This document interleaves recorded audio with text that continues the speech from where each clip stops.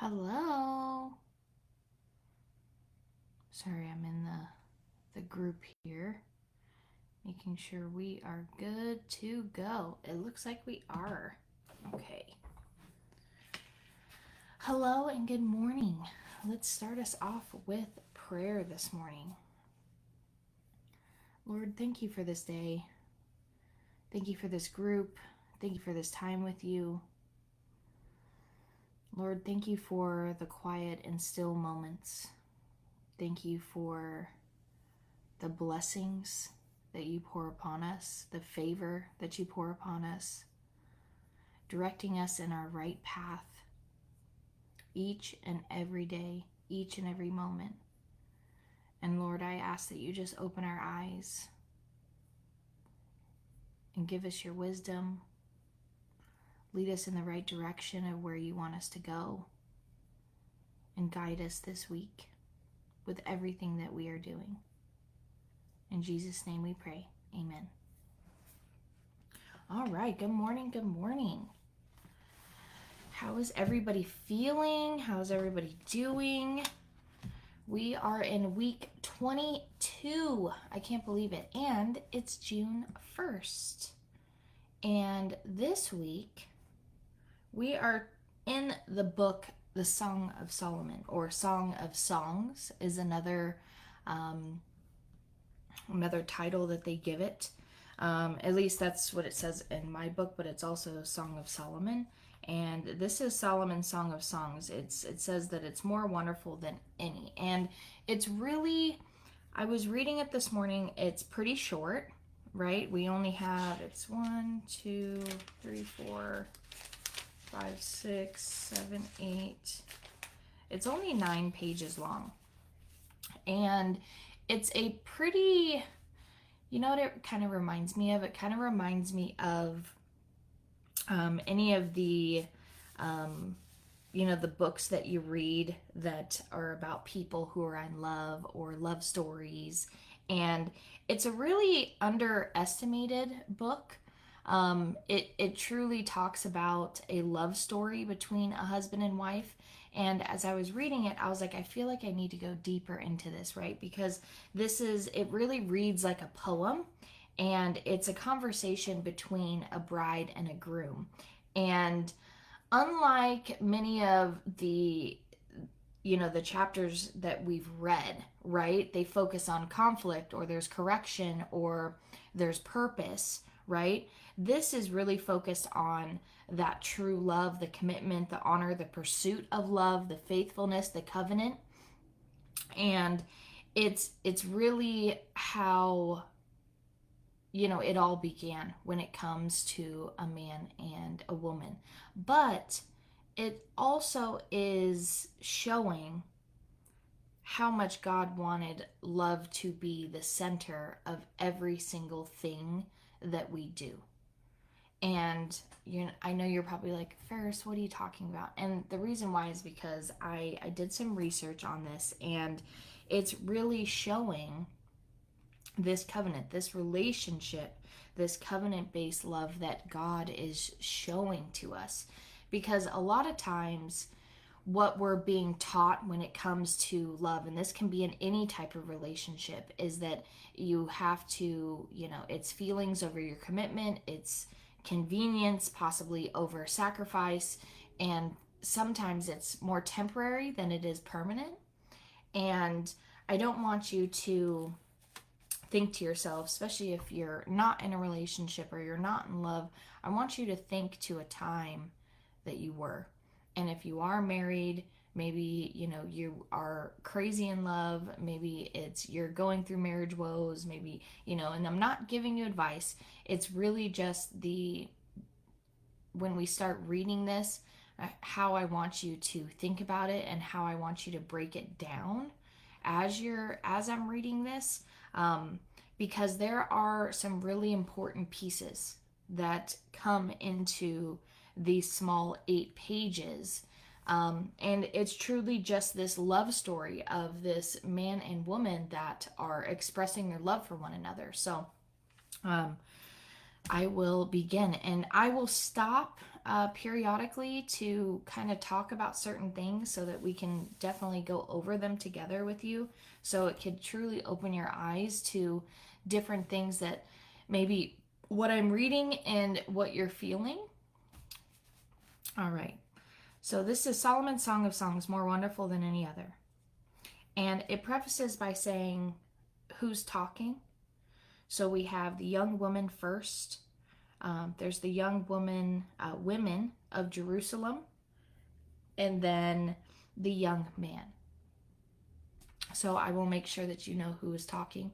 So the young woman, kiss me and kiss me again, for your love is sweeter than wine. How pleasing is your fragrance. Your name is like the spreading fragrance of scented oils. No wonder all the young women love you. Take me with you. Come, let's run. The king has brought me into his bedroom. The young women of Jerusalem. How happy we are for you, O king. We praise your love even more than wine. The young woman. How right they are to adore you. I am dark but beautiful, O women of Jerusalem. Dark as the tents of Kedar, dark as the curtains of Solomon's tents. But don't stare at me because I am dark. The sun has darkened my skin. My brothers were angry with me. They forced me to care for their vineyards, so I couldn't care for myself, my own vineyard. Tell me, my love, where are you leading your flock today? Where will you rest your sheep at noon? For why should I wander like a prostitute among your friends and their flocks? The young man. If you don't know, O most beautiful woman, follow the trail of my flock and graze your young goats by the shepherd's tents. You are as exciting, my darling, as the mare among Pharaoh's stallions. How lovely are your cheeks, your earrings set them afire. How lovely is your neck, enhanced by a string of jewels. We will make for you earrings of gold and beads of silver. The young woman. The king is lying on his couch, enchanted by fragrance of my perfume. My lover is like a sachet of myrrh lying between my breast. He is like a banquet of sweet henna blossoms from the vineyards of En-Gedi. Young man. How beautiful you are, my darling, how beautiful. Your eyes are like doves. The young woman. You are so handsome, my love, pleasing beyond words. The soft grass is our bed, fragrant cedar branches are the beams of our house, and pleasant-smelling firs are the rafters. I am the spring crocus blooming on the Sharon plain, the lily of the valley. The young man. Like a lily among thistles is my darling among young women. Young woman. Like the finest apple tree in the orchard is my lover among other young men. I sit in his delight shade and taste his delicious fruit. He escorts me to the banquet hall. It's obvious how much he loves me. Strengthen me with raisin cakes. Refresh me with apples, for I am weak with love. His left arm is under my head, and his right arm embraces me. Promise me, O women of Israel, by the women of Jerusalem, by the gazelles and wild deer, not to awaken love until the time is right. Ah, I hear my lover coming. He is leaping over the mountains, bounding over the hills. My lover is like a swift gazelle or a young stag. Look, there he is behind the wall, looking through the window, peering into the room.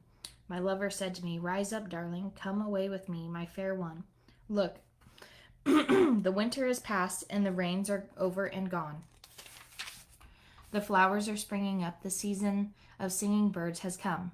The cooling of turtle doves fills the air. The fig trees are forming young fruit, and the fragrant grapevines are blossoming. Rise up, my darling, come away with me, my fair one. The young man. My dove is hiding behind the rocks, behind on an outcrop on the cliff. Let me see your face, let me hear your voice. For your voice is pleasant, and your face is lovely. The young women of Jerusalem. Catch all the foxes, those little foxes, before they ruin the vineyard of love, for the grapevines are blossoming. The young woman. My lover is mine, and I am his. He browses among the lilies. Before the dawn breeze blow, and the night shadow flee, return to me, my love, like a gazelle, or a young stag on rugged mountains. You're probably like, when I read it first too, I was like, what does this really mean? But it's talking about this young love and this commitment and this pursuit, right?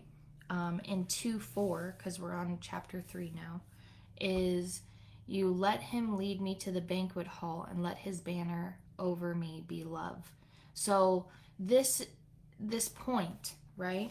And in 2:4 on mine, it says, he escorts me to the banquet hall. It's obvious how much he loves me. This is, they talk about the bride and the groom. And this is truly the bride feeling secure because she knows that he loves her so much. And how do we twist this into, and not twist it, but, how do we relate this to us? Healthy relationships create security, right? There's not confusion when you're in a healthy relationship. And that can be across anything. That can be with friendships. That can be relationships with your children. It can be relationships that you have with animals. It could be, it goes across the board. Any healthy relationship, right? And many times people spend their lives, right, looking for this validation because they've never fully understood how deeply God loves them, right? So there's always this search of, oh, well, I'm not good enough and I'm not loved enough. And there's all of this. So just in that little part of 2:4, it's that we're starting to understand God's love, right? And we have to stop chasing for approval. We have to stop chasing for this acceptance. And we need to learn to love from a place of wholeness because God loves us. So as we continue, the young woman, we're in chapter 3. One night as I lay in my bed, I yearned for my lover. I yearned from him, but he did not come. So I said to myself, I will get up and roam the city, searching in all its streets and squares. I will search for the one I love. So I searched everywhere, but did not find him. The watchmen stopped me as they made their rounds, and I asked, have you seen the one I love? Then scarcely had I left them when I found my love. I caught and held him tightly. Then I brought him to my mother's house, into my mother's bed, where I had been conceived. Promise me, O women of Jerusalem, by the gazelles and wild deer, not to awaken love until the time is right. Young women of Jerusalem.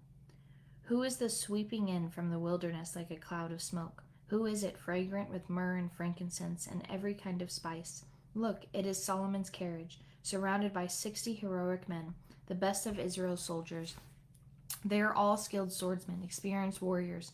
Each wears a sword on his thigh, ready to defend the king against an attack in the night. King Solomon's carriage is built of wood imported from Lebanon. Its posts are silver, its canopy gold, its cushions are purple. It is decorated with love by the young women of Jerusalem. The young woman. Come out to see King Solomon, young women of Jerusalem. He wears the crown his mother gave him on his wedding day, his most joyous day. Young man. You are beautiful, my darling, beautiful beyond words. Your eyes are like doves behind your veil. Your hair falls in waves like a flock of goats winding down the slopes of Gilead. Your teeth are as white as sheep, recently shorn and freshly washed. Your smile is flawless, each tooth matched with its twin. Your lips are like scarlet ribbon. Your mouth is inviting. Your cheeks are like rosy pomegranates behind your veil. Your neck is as beautiful as the Tower of David, jeweled with the shields of 1,000 heroes. Your breasts are like 2 fawns, twin fawns of a gazelle gazing among the lilies. Before the dawn breeze blow and the night shadows flee, I will hurry to the mountain of myrrh and to the hill of frankincense. You are altogether beautiful, my darling, beautiful in every way. Come with me from Lebanon, my bride. Come with me from Lebanon.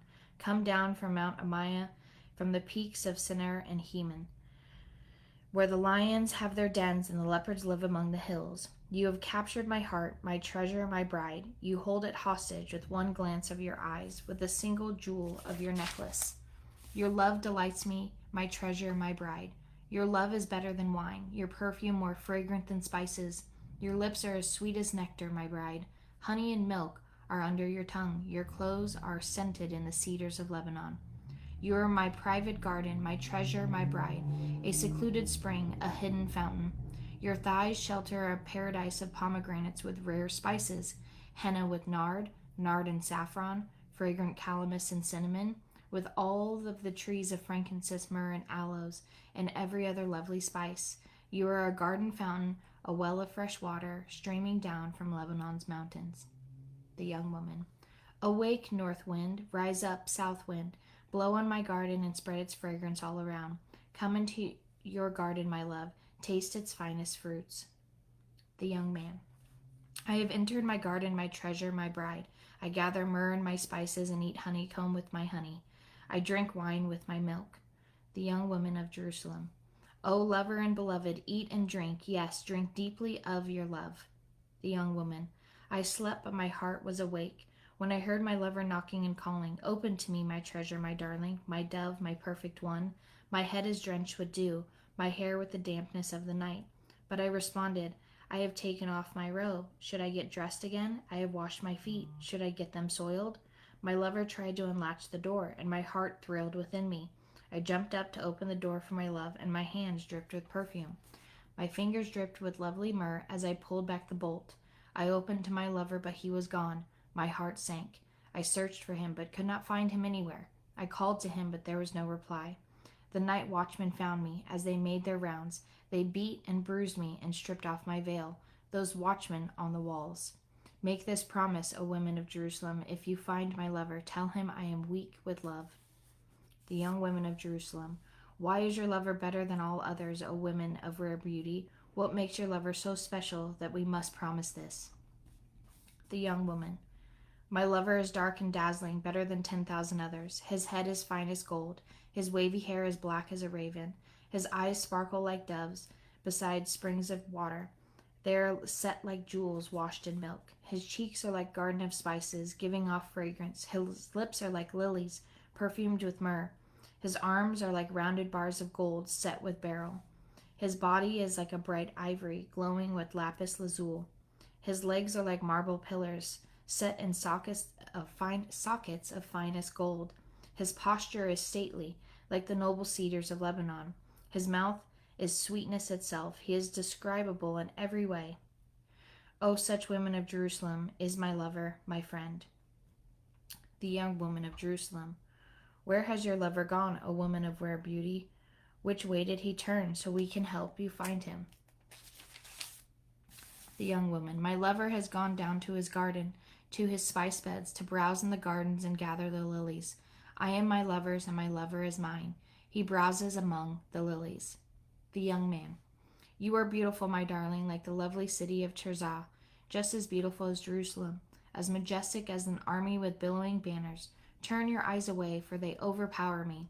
Your hair falls in waves like a flock of goats winding down the slopes of Gilead. Your teeth are as white as sheep that are freshly washed. Your smile is flawless, each tooth matched with its twin. Your cheeks are like rosy pomegranates behind your veil. Even among 60 queens and 80 concubines and countless young women, I would still choose my dove, my perfect one, the favorite of her mother, dearly loved by the one who bore her. The young women see her and praise her. Even queens and royal concubines sing her praises. Who is this, arising like dawn, as fair as the moon, as bright as the sun, as majestic as an army with billowing banners? The young woman. I went down to the grove of walnut trees, and out to the valley to see the new spring growth, to see whether the grapevines had budded or the pomegranates were in bloom. Before I realized it, my strong desire had taken me to the chariot of a noble man. Young woman of Jerusalem. Return, return to us, O maid of Shalom. Come, come back, that we may see you again. The young man. Why do you stare at this woman of Shalom as she moves so gracefully between two lines of dancers? How beautiful are your sandaled feet, O queenly maiden. Your rounded thighs are like jewels, the work of a skilled craftsman. Your navel is perfectly formed like a goblet filled with mixed wine. Between your thighs lies a mound of wheat bordered with lilies. Your breasts are like two fawns of a gazelle. Your neck is as beautiful as an ivory tower. Your eyes are like the sparkling pools in Hesbon by the gate of Bath Reben. Your nose is as fine as the Tower of Lebanon overlooking Damascus. Your head is as majestic as Mount Carmel. The sheen of your hair radiates royalty. The king is held captive by its tresses. Oh, how beautiful you are! How pleasing, my love! How full of delights! You are slender like a palm tree, and your breasts are like clusters of fruit. I said, I climb the palm tree and take a hold of its fruit. May your breast be like grape clusters, and your fragrance of your breath like apples. May your kisses be as exciting as the best wine. The young woman. Yes, wine that goes down smoothly for her lover, flowing gently over lips and teeth. I am my lover's, and he claims me as his own.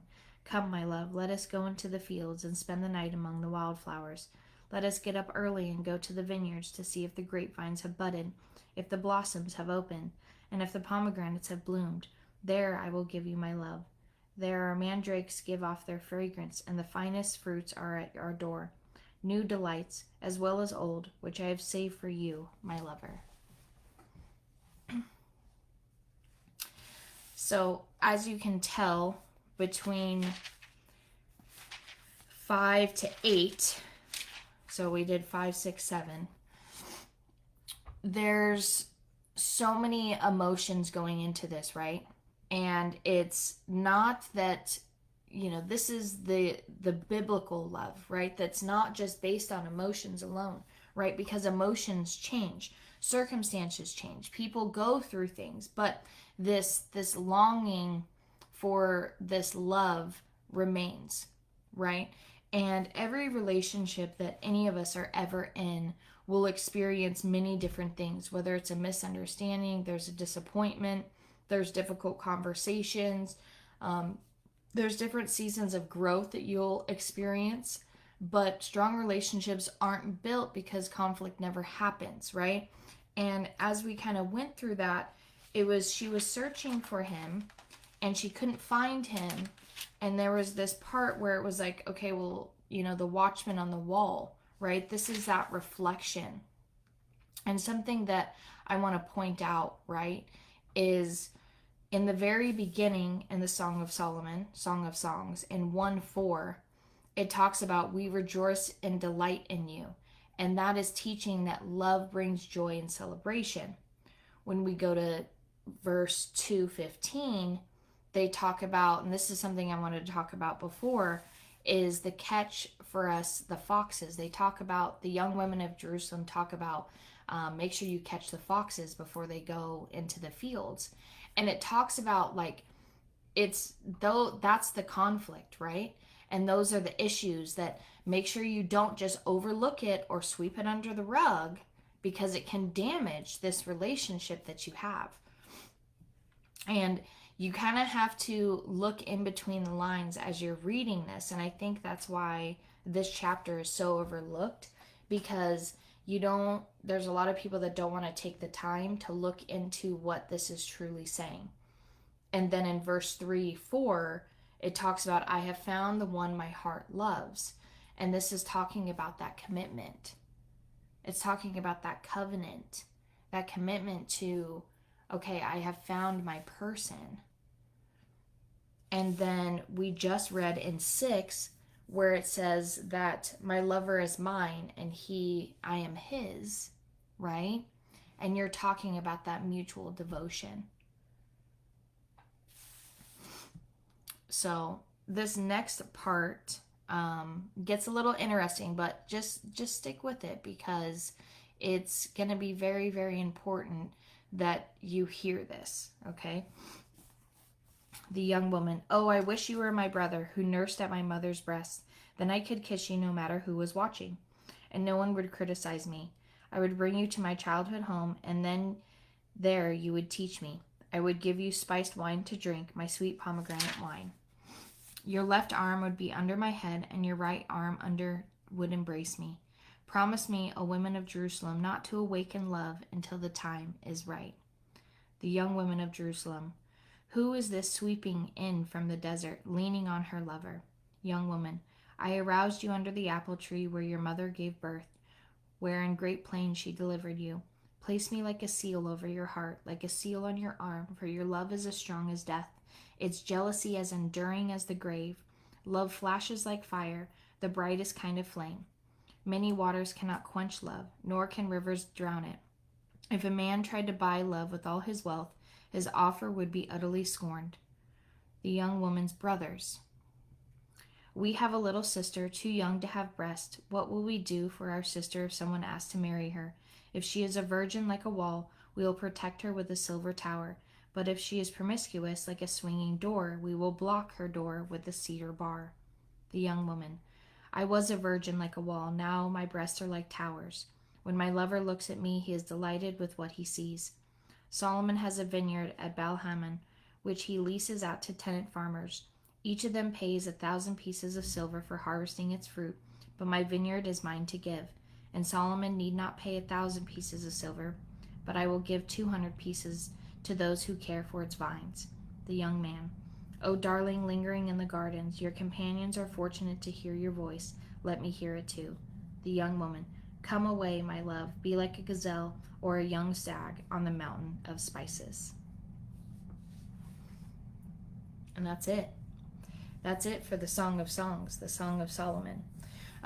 One thing that I do want to point out is the young woman said it multiple times, and I don't know if you caught it or heard it, but she said multiple times, promise me, women of Jerusalem, not to awaken love until the time is right. And she said it multiple times. And I believe that that is, and this is just me, I believe that that is the perfect scenario of guarding your heart until it is time. And with the Song of Solomon, it's one of the greatest lessons in here is that healthy relationships reveal God's true character and what he truly meant for us. It's the faithfulness, it's the loyalty, it's the patience, it's the forgiveness, and the consistency. And when we operate in those, we reflect him even more.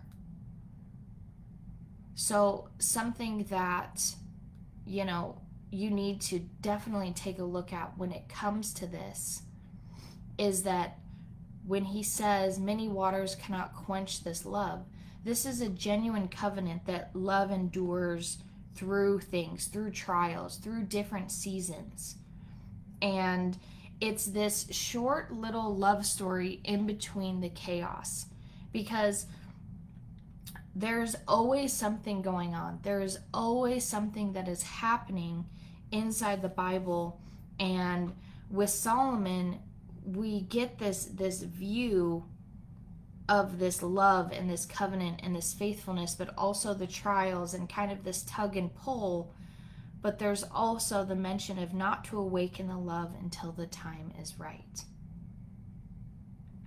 And I think it's such a beautiful, short, little piece. And, I was having a conversation last week, and it's, the Bible that we're reading now, and I'm sure you can either agree with me or not agree with me. It's fine. I know there's a lot of pieces that are left out. I think over the years of the different translations and how they've translated it from the Hebrew and from the Greek, they have not given us everything, and that's fine. But it's also not fine, right? Because context is a huge part of this, is to truly understand what is going on in this time, but still have it relate to us and what we're dealing with each and every day. And some questions I want to leave you with when it comes to the Song of Solomon is that, are you reflecting God's love in your relationships today? And what's an area that you need to grow in faithfulness? Maybe you're not in a relationship yet. Maybe you haven't experienced this great love, right? And are you allowing disappointment to have you withdraw from that? And what I mean by that is, I'll share somewhat of a personal story a little bit, but I won't name names, is, there are a few people in my life that I feel that they're this constant searching, right, for love or acceptance in their lives, right? And I do believe that there is somebody for everybody, right? But there's this constant searching, right? And I'm sure you've probably heard it in everyday life, like, oh, if you just stop looking, it'll come to you. I guarantee you that is the truth. I've experienced that in my own relationship, my own marriage, and how I met my husband. And I truly believe that you need to not awaken love until the time is right. And there are many times that, you know, people go through things and they experience things where, you know, people have divorced or they're not together anymore. But one thing that I do know is the more that we give to other people, they take pieces, right? And who wouldn't want to have a love like this inside of the Song of Songs? This yearning, this going back and forth. And I do want to tell you that it's available to you with God. You don't have to have a partner. You don't have to have those things until the time is right. And that's what's so beautiful about this Bible, is that the way that people talk about things, the way that, you know, these parables that they come up with, and these little golden nuggets that they leave inside of the book that God leaves us, like, to truly understand, like, when the time is right. And she said it multiple times. It wasn't just like this one time that she said it. No, she said it multiple times. Like, promise me, like, if it's not right, don't awaken the love that I have. Like, don't even do it yet. So I know today's call will be a little bit shorter because it's a little bit shorter of a chapter. And as you go into this week, I just want to remind you that love isn't something, it's not just something that we feel, right? It's something that we also choose. And God's love for us has never been based on convenience or what we've done for Him, and it's based on the covenant. And when we choose and we open our hearts and we love others with faithfulness and patience and commitment, that is the reflection of God's heart. And He is such a good God, and He is so kind and generous, and He's so patient, right? He is so patient with us, and we don't deserve it. We really don't. But that's the beauty, right? And that's the lovingness. And in a world that often values convenience, right? And I'll just say it, a lot of you out there sharing your flowers for free. It's okay, I used to be a part of that too. But in the world that values convenience over commitment, God's design for love, okay, remains unchanged from the beginning of time. And this is God's love for us is more than we could possibly ever even fathom. So if we could just take a little piece of this and reflect that, we can truly understand the heart that God has for us and the love that He has. Because all in all, through it all, through everything, love is the center of everything. It is the reason for everything. It is why we do the things that we do, right? Is because it's for this love. It's this acceptance. Love is everything. It is everything. It is the whole reason we are here, is because of love. Each and every one of us. For God so loved the world, He gave His only begotten Son, right? So He loves us so much more than we could ever imagine. So if we could just take a little piece of this in this short little chapter that's just in the middle of everything, and truly understand His love for us is so strong. And I think one of the most amazing parts of the Song of Solomon is the description of love that is in here from the young man or even from the young woman. The description of how it's describing it. You are beautiful, my darling, like the lovely, like it's such a descriptive take on how much love is bursting at the seams And I truly feel that that's what God feels for us. So I want to leave you with that. I want you to take that, and I want you to just show love this week. Have a beautiful week. Next week, we are in week 23, and we're jumping into Isaiah. So I'm very excited. We're getting into some really, really great stuff. Not to say that any of this stuff hasn't been, because now we're past the halfway point into the weekly word, and there's some really, really cool things that have happened along the way. So I encourage you to read over this again and go through it and just really sit with it. Really sit with it and how it reflects you. Read it in different versions, because my version is one way, right? In this NLT, there's another way in NIV. There's another way in the King James Version. There's so many different ways that you can read it, and maybe that will, spark something in you. But I want to send you with love. I love each and every one of you. Thank you for being on this call today, and I can't wait to see you guys next week. So thanks for being here.